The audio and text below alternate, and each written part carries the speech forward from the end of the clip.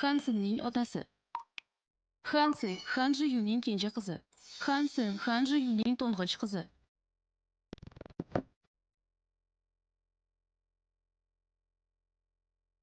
Dada, bu yoqqa qo'yaman. Yaxshi. Tezroq o'tir.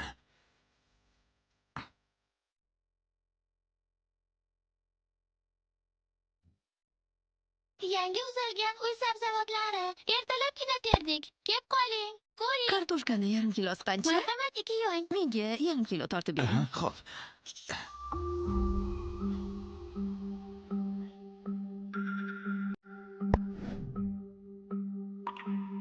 Mana sal ko'proq 600 gramm bo'ldi. Xonim juda ham chiroyli ekanlar. Keling, yarim kiloni pulini olamiz. Voy, namuncha shirin qiz bo'lmasang, sizni qizingizmi bu? Ha. Juda yaxshi. Paketga solib bering. Tomoshani qarang. Mana ola qoling. Mana 2 yuan. Rahmat, yana keling, xola. Katta rahmat. Yura qol. Barakalla. Janob, tarvuzlar nechi puldan? Menga qara. Bu kichkintoy seni qizingmi? Nima gap? Oyog'ing mayib qoldi, 2 bola bilan sabzavot sotish senga oson bo'lmasa kerak. Bitta oilani bilaman, ularga zukko qiz kerak. Uni menga sot, 2000 yuan. Nimalar deyapsan? Daf bo'l bu yerdan. Nega otayapsan, a? Men Hanjiyun. Qanchalar kambag'al bo'lsam ham qizimni sotmayman. Ketasanmi yoki kutishadayman? Mayli, ketyapman. Mana meni raqamim. Fikring o'zgarsa, qo'ng'iroq qil.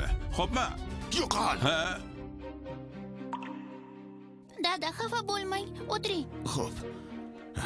Titsi, qo'rqma. Seni himoya qilaman. Agar kimdir senga qo'l tekkizishga botinsa, sen uchun jonimni beraman. Nima bo'ldi, Tsinsin?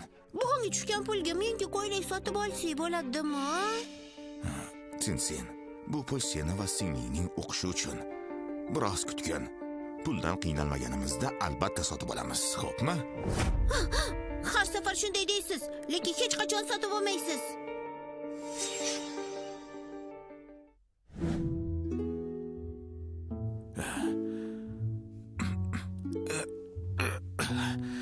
Tsitsi, men ishga ketyapman. Xo'p, dada, ehtiyot bo'ling. Dada, omad keltiruvchi nakleykalarni olishni unutmang. Chindanam, butunlay unutibman. Qani, yopishtiraylikchi.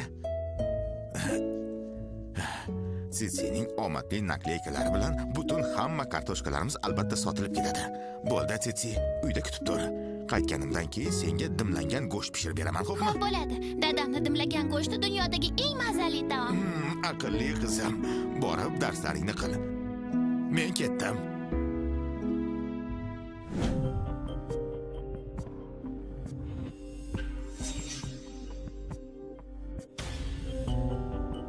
Singlim falokat